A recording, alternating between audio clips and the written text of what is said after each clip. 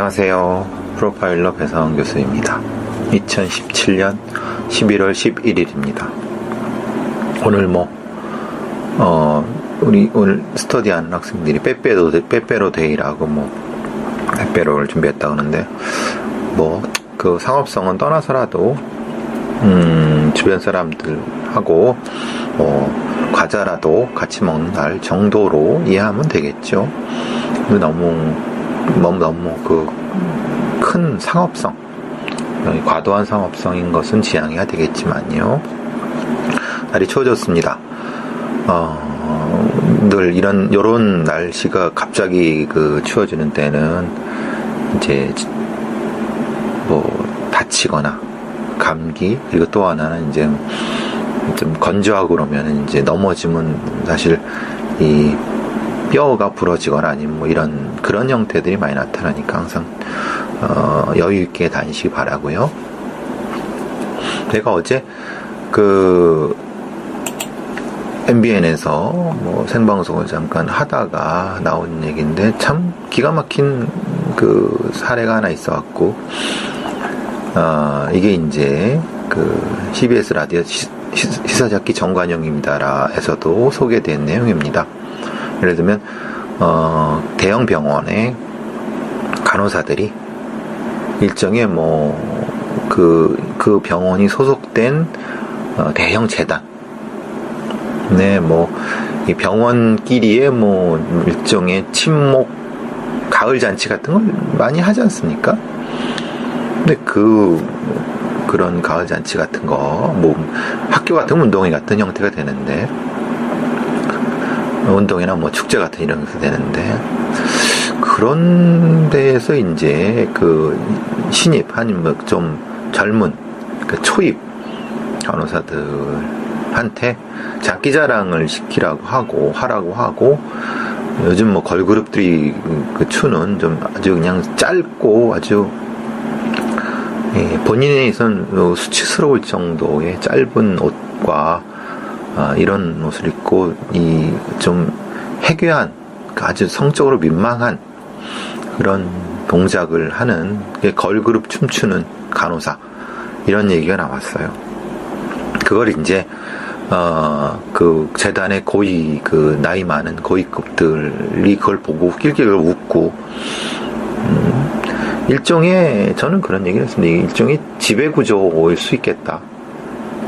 그러니까 특히 이런 병원 재단 같은 경우, 사회복지 재단 관련된, 시설 관련된 재단, 혹은 병원 관련된 재단, 이런 데는 매우 폐쇄적입니다. 그래서 재단의 고위층, 그리고 시설의 장들, 중간 간부들, 층층이 이어지고, 거기에 신입으로 들어가는 간호사든, 아니면 복지시설의 어떤 복지사라든, 이런 사람들이든, 일하는 사람들이든, 이런 사람들한테 일정 정도 강요를 하는 거죠. 뭐냐면, 암묵적인 강요를 하는 거죠. 예를 들면은, 이 의료재단에 산하에 몇 개 병원이 있는데, 거기에 신입 간호사들이나 직원들이 서로 일종의 경쟁을 해서 이런 걸 우리가 더 나아야 되지 않나, 이런 식으로 이제 일종의 강요 아닌 설득을 해서 결국은 누가 더 야하게 춤을 추느냐를 이렇게 해서 이른바 재단 고위층의 비위를 맞추는, 낄낄거리고 웃고, 끝내는 술 처먹고 이제 지들끼리 막 와서 또 술도 따르라고, 이런, 안 봐도 비디오죠. 이거는 학계 재단부터 시작해서 의료재단, 사회복지재단, 우리 사회에 아주 그냥 더럽고 추잡한 그런, 공개되지 않는 그런, 스스로 지들이 왕인 줄 알고 하는 이런 그런 재단들, 재단 법인들이 많이 있습니다. 끝내 이제 지금 이렇게 이제 드러나게 된 건데요. 이런 거죠. 체육대회에 동원돼서 야한 옷을 입고 선정적인 춤을 추는 병원.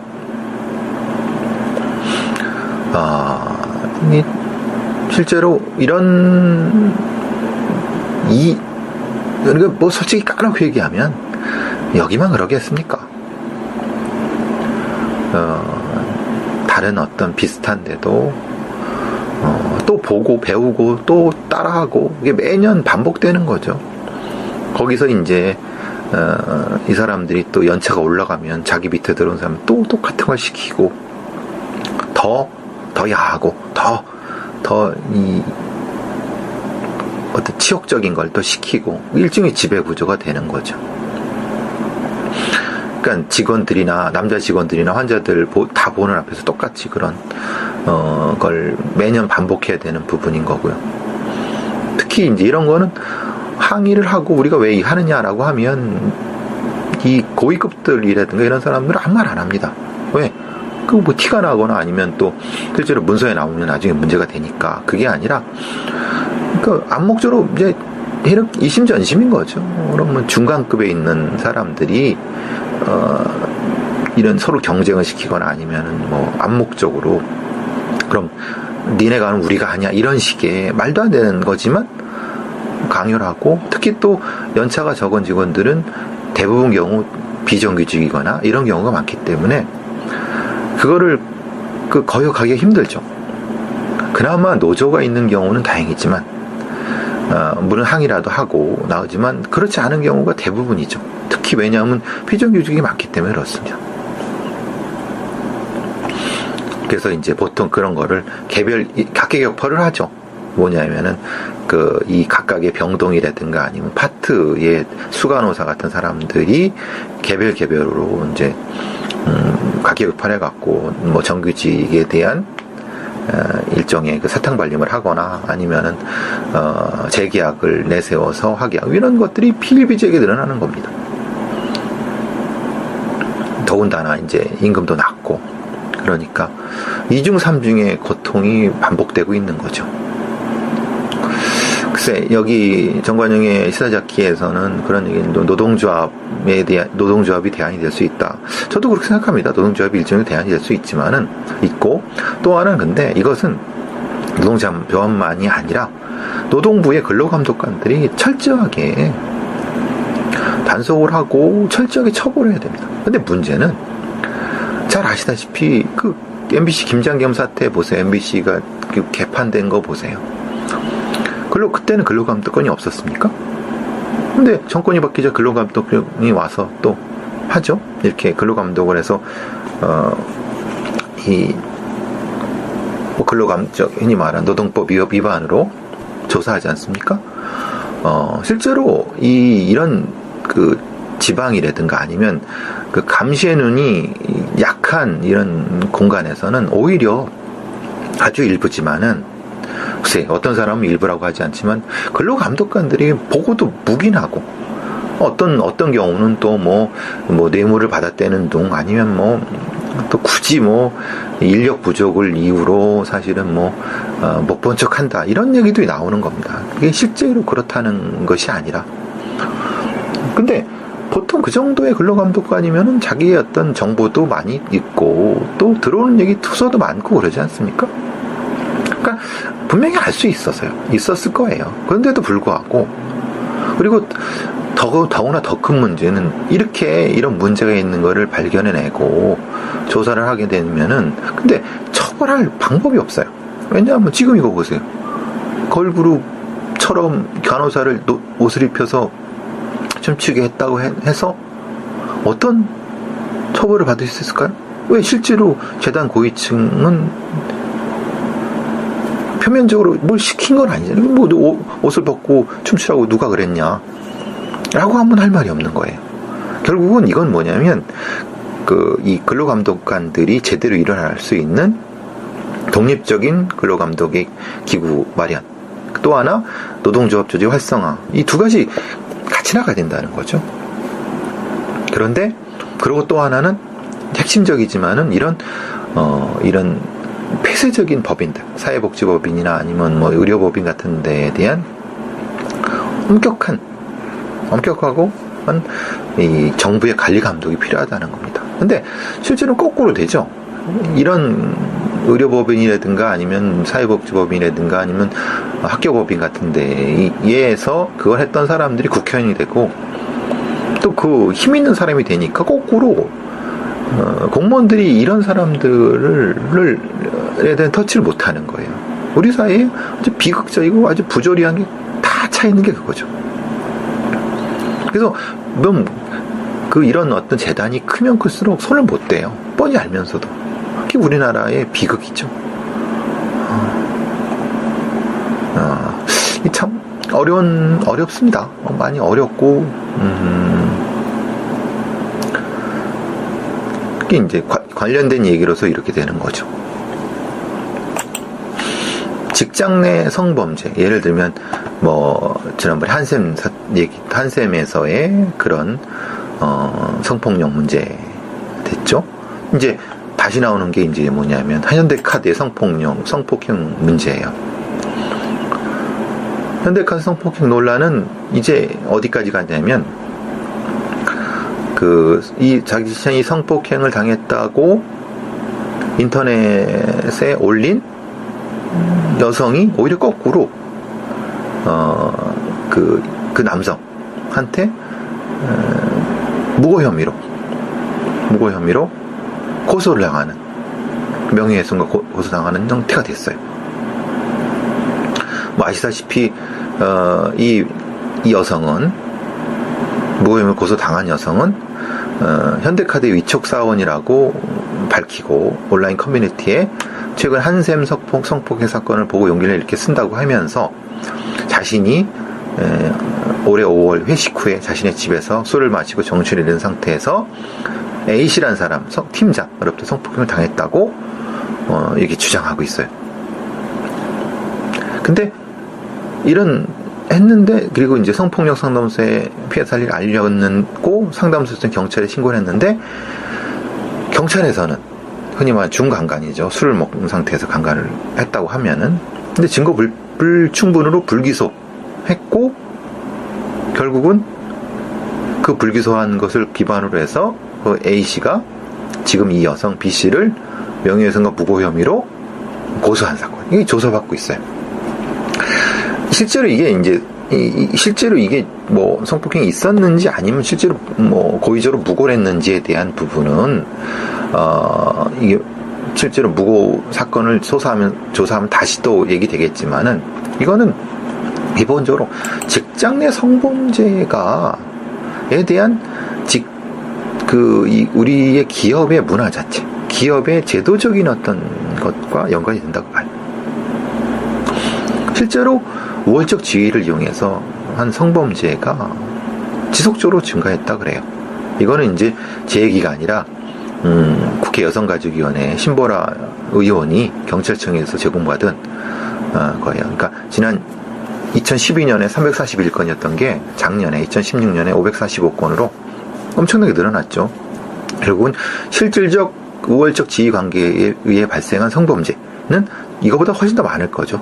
물론 제가 앞서 말씀드린 것처럼 현대카드의 성폭행 논란이 그 A씨가 실제로 B씨를 성폭행을 했다는 것을 얘기하는 건 아니에요.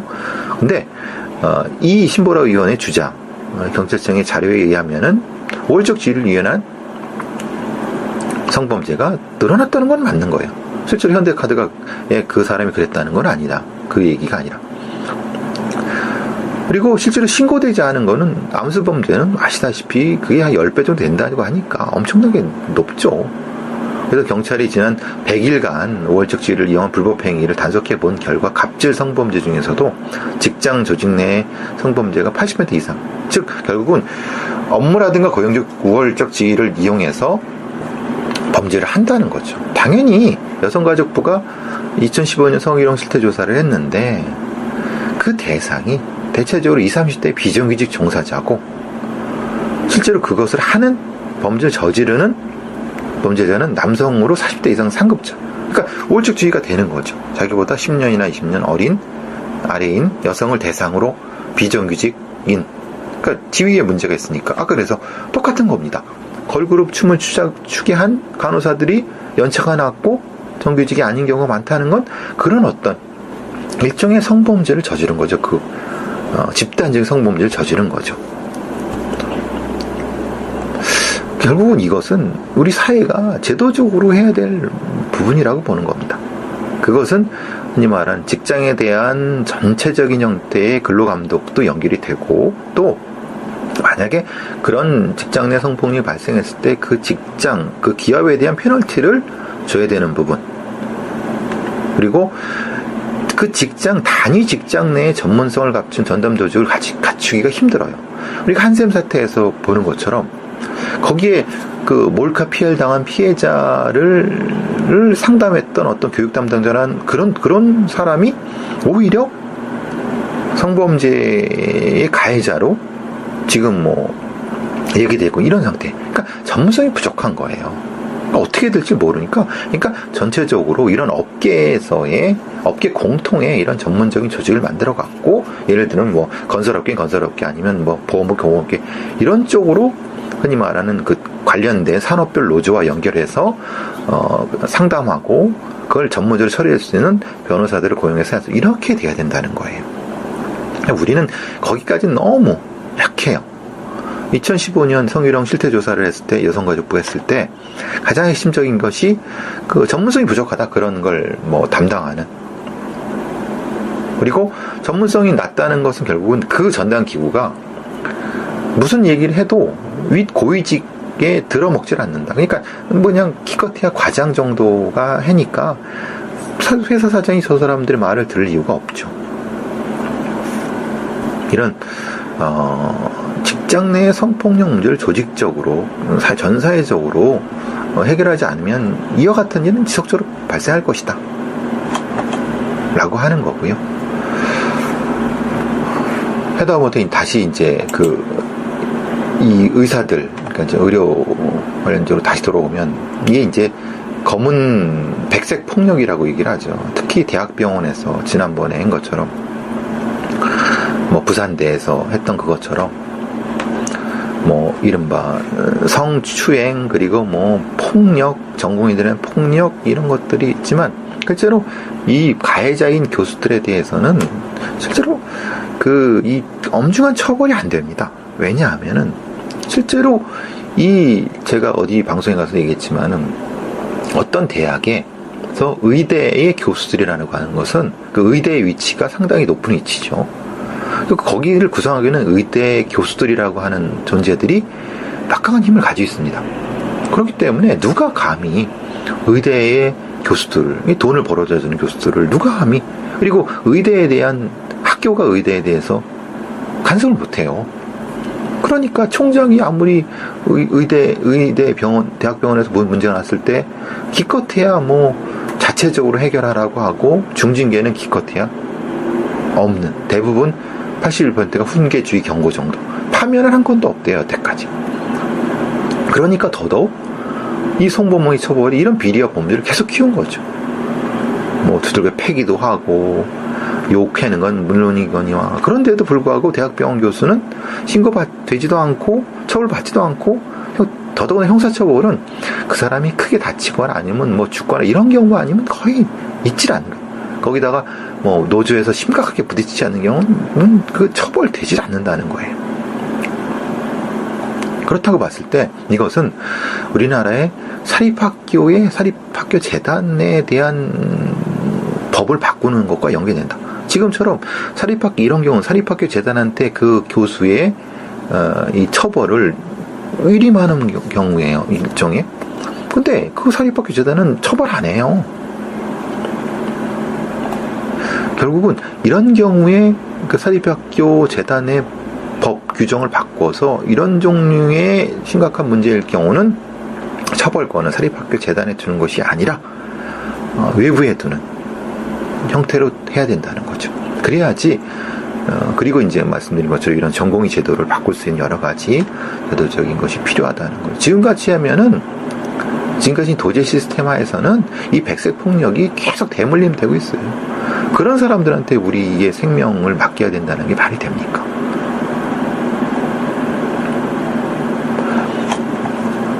자,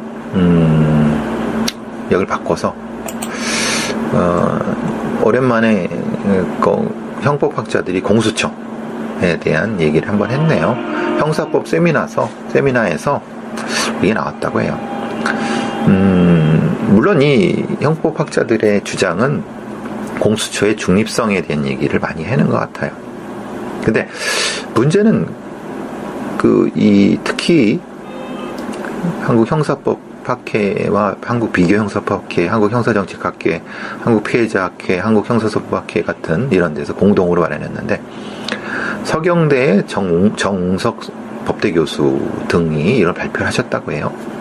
특히 정 교수님은 이런 말씀하셨네요. 공수처의 성패는 정치적 중립성에 대한 거예요. 근데 문제는 그것이 최종적으로 대통령의 의지에 달려있다고 보니까 이게 성공할 수 있나? 이런 생각을 한다는 거예요. 저는 이렇게 생각해요. 늘 말씀드렸지만은, 공수처라는 것이 정치적 세력, 정치적인 어떤 독립성. 예를 들면 지금 같은 경우죠. 문재인 정부에서 공수처 설립을 주도했는데, 거꾸로 정권이 바뀌어서 문재인 정부에 있는 사람들이 공수처의 수사 대상이 됐을 때 제대로 작동이 될 수 있는가? 이런. 그러니까 좀 더 이 시스템적으로 안정적인 공수처를 만들 수 있는가? 이런 걸 고민해야 된다는 거예요. 저도 전적으로 동의한다는 거죠. 그래서 여기 이제 가천대 이근우 교수 같은 분들은 공수처장 인선에 국회가 구성한 추천위원회가 관여해야 된다는 것도 저는 상당히 동의하는 반면에, 어쩔 수 없이 어차피 행정부에 있는 사람들을 수사해야 되는 공수처의 입장에서는 행정부에 있는 사람들이 추천위를 하는 건 사실은 좀 웃긴 거죠. 그죠? 최영승 한양대 교수님도 이런 거죠.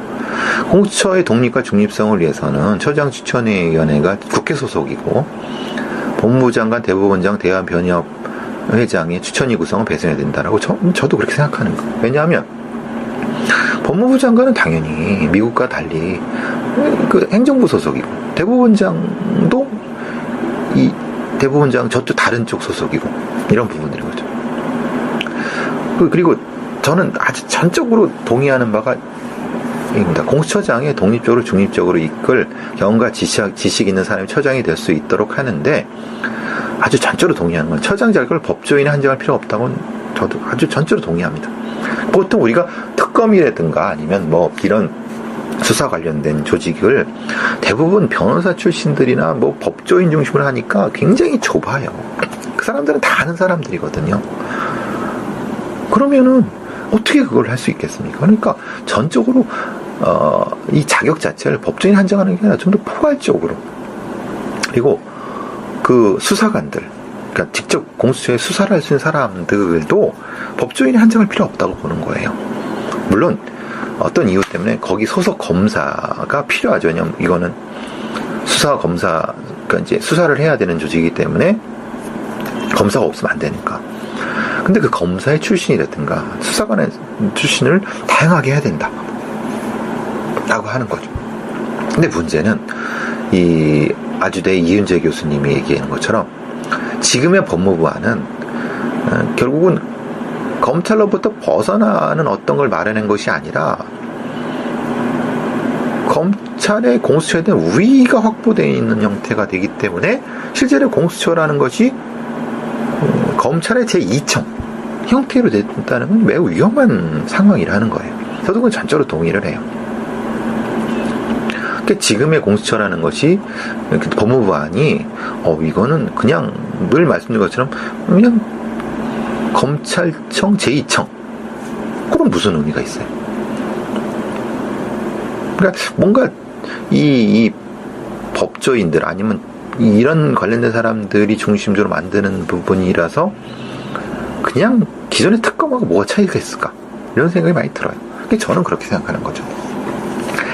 이 공수처 같은 경우도 그저께 제가 말씀드린 것처럼 전체적으로 사법개혁, 수사기관 개혁과 연결돼서 그런 맥락에서 움직여야지 맞는 거지, 공수처를 이렇게 뜩 만들어 놓고 이건 되게 의지가 뛰어난 대통령이 있으니까 잘할 것이다 라고 하는 천진난만한 생각으로, 이건 대단히 위험하다는 거죠. 차라리 없는 이만 못한다는 거예요. 차라리 검찰한테 기소권을 박탈해서 경찰로 가고 경찰을 나눠버리는 이런 형태가 훨씬 더 바람직하다고 생각하는 거죠. 근데 어쩔 수 없이 공처가 생긴다고 하면은 지금의 검찰로부터 철저한 독립, 그리고 지금의 정권으로부터 철저한 독립을 할 수 있고, 그들이 자생적으로 무엇을 할 수 있게끔, 그렇지만 국민한테만 충성할 수 있는 그런 조직을 만들어야 되는데, 좀 늘 하는 거지만 갑갑한 마음 금할 길이 없습니다. 제가 며칠 전에 이제 조두순 관련된 조두순 3년 뒤출소를 했는데, 아시다시피 조두순 사건은 진짜 연합뉴스에 나오지만 검찰이 심각하게 잘못된 사건입니다. 처음에 법 조항을 잘못해서 공소를 제기했고, 거기다가 항소도 포기했어요. 이걸 몰랐다고 하면 바보인 거고, 알았다고 하면 나쁜 사람들인 거죠. 담당 검사는 어디에 속할까요? 2009년 검찰은 2009년 조두순을 기소하면서 13세 미만 미성년자에 대한 성폭력을 가중처벌하는 이른바 옛날 성폭력 범죄 처벌 및 피해자 보호 관한 법률, 지금은 아동 청소년에 대한 성보호 특별법 이렇게 바뀌었어요, 이름이. 근데 그걸 적용하지 않고, 특별법을 적용하지 않고 일반 형법인 강간상해죄를 적용했어요. 그러니까 특별법인 성폭력 특별법은 무기 또는 7년 이상인데, 일반 형법은 무기 또는 5년이에요. 전혀 다르죠. 형량 자체가 다르고. 이것은 왜 그러냐 했더니 2008년 6월에 개정되면서 무기징역 처벌이 추가가 됐는데, 검찰이 이걸 파악하지 못하고 그냥 관행대로 형법상 일반 형법을 했다는 거예요. 근데 이게 말이 되나요? 그것도 검사가? 근데 그건 공소장 변경이라는 게 있어요. 재판 중에 바꿀 수가 있어요. 근데 공소장 변경도 재판 중에 안 했어요. 이건 뭐죠? 무능한 건가요? 그러다가 또 하나, 법원이 12년 선고를 했어요. 그런데 문제는 공판검사는 항소를 포기했어요. 이런 답답한 상황이 벌어지는 거죠. 저는 늘 말씀드리는 게,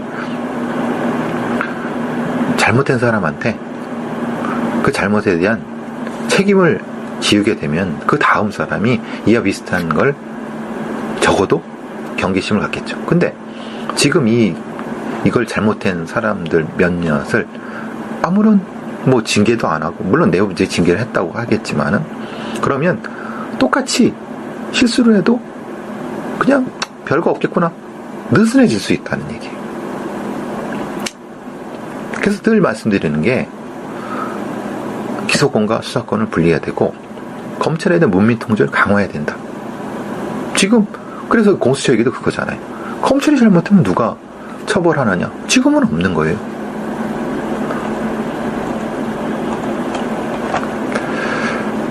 자, 아주 기가 막힌 범죄자를 소개시켜드리면은, 전직 보험 설계사예요. 50대 여성인데 1999년 3월부터 2005년까지 16개의 보험사에서 29개의 보험 상품을 가입했어요. 특히 보장성 보험이죠. 그러니까 특정 보험사고에 대해서 정액보험금을 주는 보장성 보험은 이제 여러 보험회사에 중복으로 가입할 수 있어요. 이 사람은 보험 설계사이기 때문에 잘한 거죠. 그래서 입원 치료를 하루를 받으면 89만 원의 보험금을 받을수록 자기가 설계했어, 자기 거를. 그 다음에 2007년도에부터 10월부터 11월까지 넘어져서 허리가 아프다는 주장으로 25일간 입원해갖고 11개의 보험사에서 1,000만 원을 뜯어냈어요. 그 다음에 또 27차례나 입원한 다음에 5억 원을 넘게를 받아냈어요.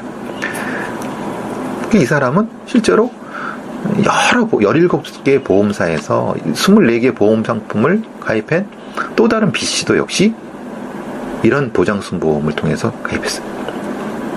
이 사람도 역시 3억 5천. 그래서 이제 검찰에서는, 보험회사에서는 이 사람을 고소를 했고, 검찰에서는 사기 혐의로 기소를 했는데, 문제는 법원에서는 이런 거죠. 이 사람이 실제로 이 피고인들이 의사와 보험금을 수령해서 허위 입원을 했다고 할 수도 없고 공모를 했었다고 할 수도 없고 의사들이 그걸 묵인해다 볼 만한 증거가 없다라는 거예요. 그런데 핵심은 이 두 사람이 정확히 보험제도의 맹점을 알아갖고 그걸 설계해서 한 거잖아요. 근데 그 고의만 가지고는 범죄가 될 수 없다라고 하는 거예요. 참 황당하죠. 그러니까 우리 그만큼 이 보험회사들은 모르는 그 시민들한테는 보험료 다 받고 실제로 보장을 안 해주는 경우가 훨씬 많아요. 근데 이렇게 아는 사기꾼들한테는 맥없이 당해요. 모르니까 우리나라의 국민들이 이런 보험회사를 믿지 못하는 거고 실제로 법 조항이라든가 아니면은 수사 어떤 이게 촘촘하지가 못하고 치밀하지가 못해요. 저는 법원의 판단을 판사가 저는 욕하고 싶진 않아요. 왜냐하면은 판사 입장에서는 지금 있는 법 그리고 여러 가지 형태로 봐서 자기는 최선을 다했다고 봐요. 문제는 우리나라의 보험금 지급이라든가 이런 보험 사기에 대한 이걸 스크린할 수 있는 시스템이 너무 미약하다는 거죠. 그리고 그거를 모두 흔히 말하는 법원에만 맡기면 안 된다는 거죠. 그래서 검찰에 있는 수사 조직도 역시 치밀해져야 되고 법정도 치밀해져야 되고 그래야 된다는 거예요. 좀 황당한 사건이죠. 황당하지만 우리의 이 일반 시민들의 보험료가 엉뚱한 사람들한테 가는 그런 형태죠. 자, 오늘은 제가 좀 이따 스터디를 해야 돼갖고 여기서 마치겠습니다. 건강하시고 또 시간이 되면 내일 또 뵙도록 하겠습니다. 감사합니다. 안녕하세요. 프로파일러 배상원 교수입니다. 2017년 11월 11일입니다. 오늘 우리 오늘 스터디하는 학생들이 빼빼로 데이라고 빼빼로를 준비했다고 하는데 그 상업성은 떠나서라도 주변 사람들하고 과자라도 같이 먹는 날 정도로 이해하면 되겠죠. 근데 너무 큰 상업성, 과도한 상업성인 것은 지양해야 되겠지만요. 날이 추워졌습니다. 늘 요런 날씨가 갑자기 추워지는 때는 이제 다치거나 감기 그리고 또 하나는 이제 좀 건조하고 그러면 이제 넘어지면 사실 이 뼈가 부러지거나 아니면 이런 그런 형태들이 많이 나타나니까 항상 여유 있게 다니시기 바라고요. 제가 어제 MBN에서 생방송을 잠깐 하다가 나온 얘기인데 참 기가 막힌 사례가 하나 있어갖고 이게 이제 CBS 라디오 시사잡기 정관용입니다라에서도 소개된 내용입니다. 예를 들면 대형 병원의 간호사들이 일정의 그 병원이 소속된 대형 재단 이 병원끼리의 일종의 친목 가을 잔치 같은 걸 많이 하지 않습니까?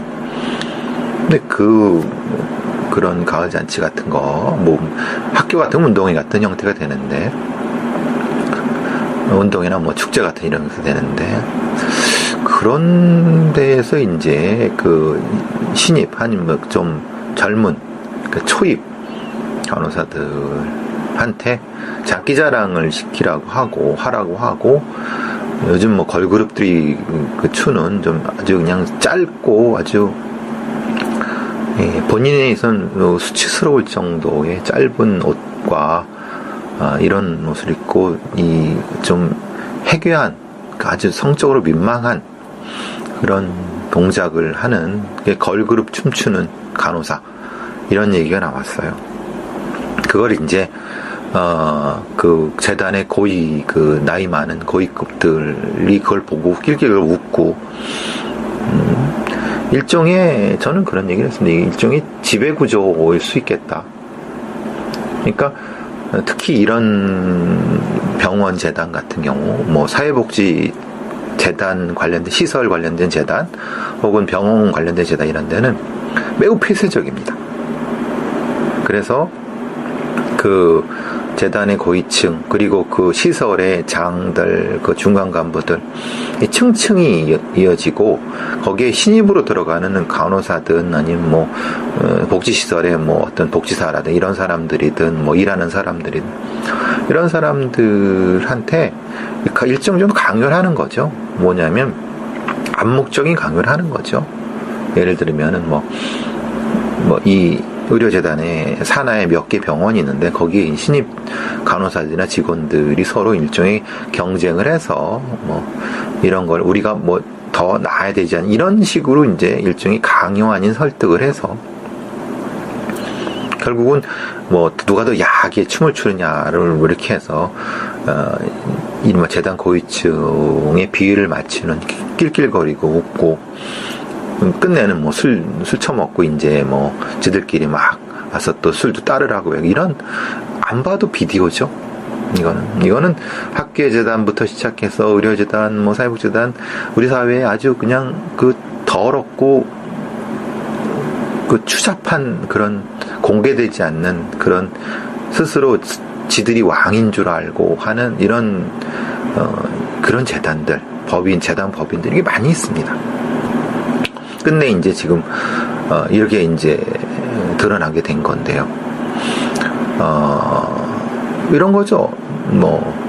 체육대회에 동원돼서 야한 옷을 입고 선정적인 춤을 추는 병원.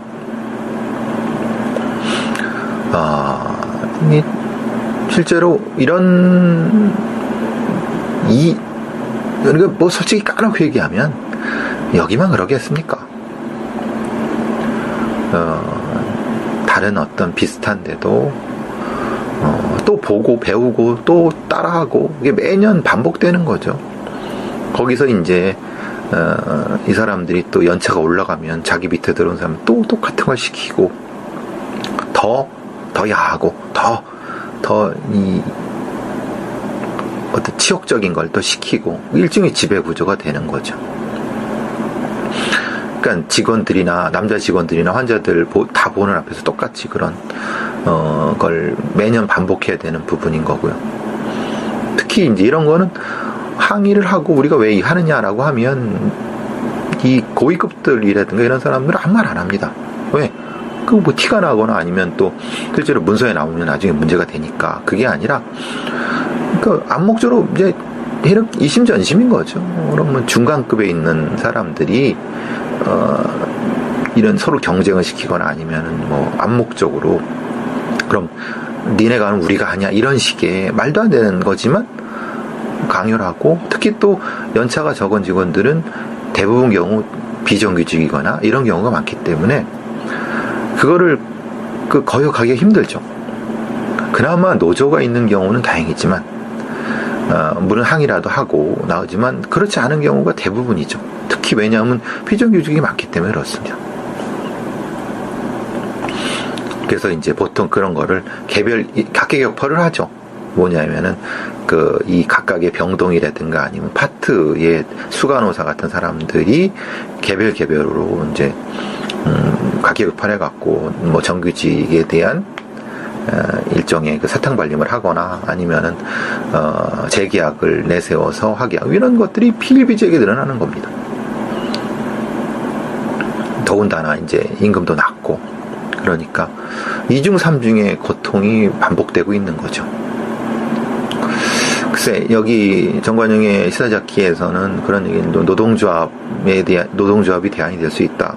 저도 그렇게 생각합니다. 노동조합이 일종의 대안이 될 수 있고, 또 하나는 근데 이것은 노동조합만이 아니라 노동부의 근로감독관들이 철저하게 단속을 하고 철저하게 처벌해야 됩니다. 근데 문제는 잘 아시다시피 MBC 김장겸 사태 보세요. MBC가 개판된 거 보세요. 그때는 근로감독관이 없었습니까? 근데 정권이 바뀌자 근로감독관이 와서 또 하죠. 이렇게 근로감독을 해서 흔히 말하는 노동법 위반으로 조사하지 않습니까? 실제로 이런 그 지방이라든가 아니면 그 감시의 눈이 약한 이런 공간에서는 오히려 아주 일부지만은, 글쎄 어떤 사람은 일부라고 하지 않지만 근로감독관들이 보고도 묵인하고, 어떤 경우는 또 뭐 뇌물을 받았다는 둥, 아니면 또 굳이 인력 부족을 이유로 사실은 못 본 척 한다, 이런 얘기도 나오는 겁니다. 이게 실제로 그렇다는 것이 아니라. 근데 보통 그 정도의 근로감독관이면은 자기의 어떤 정보도 많이 있고, 또 들어오는 얘기 투서도 많고 그러지 않습니까? 그러니까 분명히 알 수 있었을 거예요. 그런데도 불구하고, 그리고 더구나 더 큰 문제는 이런 문제가 있는 거를 발견해내고 조사를 하게 되면은, 근데 처벌할 방법이 없어요. 왜냐하면 지금 이거 보세요. 걸그룹처럼 간호사를 옷을 입혀서 춤추게 했다고 해서 어떤 처벌을 받을 수 있을까요? 왜 실제로 재단 고위층은 표면적으로 뭘 시킨 건 아니잖아요. 옷을 벗고 춤추라고 누가 그랬냐 라고 하면 할 말이 없는 거예요. 결국은 이건 뭐냐면, 이 근로감독관들이 제대로 일어날 수 있는 독립적인 근로감독의 기구 마련, 또 하나 노동조합 조직 활성화, 이 두 가지 같이 나가야 된다는 거죠. 그런데 그리고 또 하나는 핵심적이지만은 이런 폐쇄적인 법인들, 사회복지법인이나 아니면 의료법인 같은 데에 대한 엄격하고 이 정부의 관리 감독이 필요하다는 겁니다. 근데 실제로는 거꾸로 되죠. 이런 의료법인이라든가 아니면 사회복지법인이라든가 아니면 학교법인 같은 데에서 그걸 했던 사람들이 국회의원이 되고, 또 그 힘 있는 사람이 되니까 거꾸로 공무원들이 이런 사람들에 대한 터치를 못하는 거예요. 우리 사회에 아주 비극적이고 아주 부조리한 게 다 차 있는 게 그거죠. 그래서 이런 어떤 재단이 크면 클수록 손을 못 대요. 뻔히 알면서도. 그게 우리나라의 비극이죠. 참 어렵습니다. 많이 어렵고,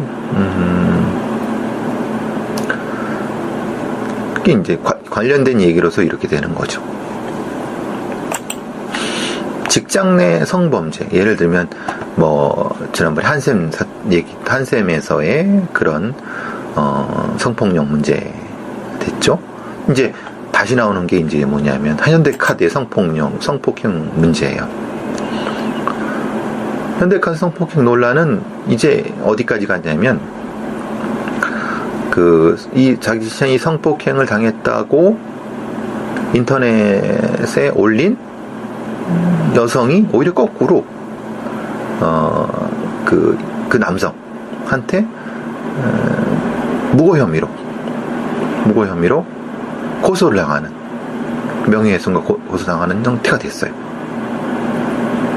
아시다시피 이 여성은, 무고 혐의 고소당한 여성은 현대카드의 위촉 사원이라고 밝히고 온라인 커뮤니티에 최근 한샘 성폭행 사건을 보고 용기를 이렇게 쓴다고 하면서, 자신이 올해 5월 회식 후에 자신의 집에서 술을 마시고 정신을 잃은 상태에서 A씨라는 사람, 팀장으로부터 성폭행을 당했다고 이렇게 주장하고 있어요. 근데 했는데, 그리고 이제 성폭력 상담소에 피해 사실을 알렸고 상담소에서 경찰에 신고를 했는데, 경찰에서는 흔히 말하는 중강간이죠. 술을 먹은 상태에서 강간을 했다고 하면은, 근데 증거 불충분으로 불기소했고, 결국은 그 불기소한 것을 기반으로 해서 그 A씨가 지금 이 여성 B씨를 명예훼손과 무고 혐의로 고소한 사건, 이게 조사받고 있어요. 실제로 이게 성폭행이 있었는지 아니면 실제로 고의적으로 무고를 했는지에 대한 부분은 이게 실제로 무고 사건을 조사하면 다시 또 얘기되겠지만은, 이거는 기본적으로 직장 내 성범죄에 대한 우리의 기업의 문화 자체, 기업의 제도적인 어떤 것과 연관이 된다고 봐요. 실제로 우월적 지위를 이용해서 한 성범죄가 지속적으로 증가했다 그래요.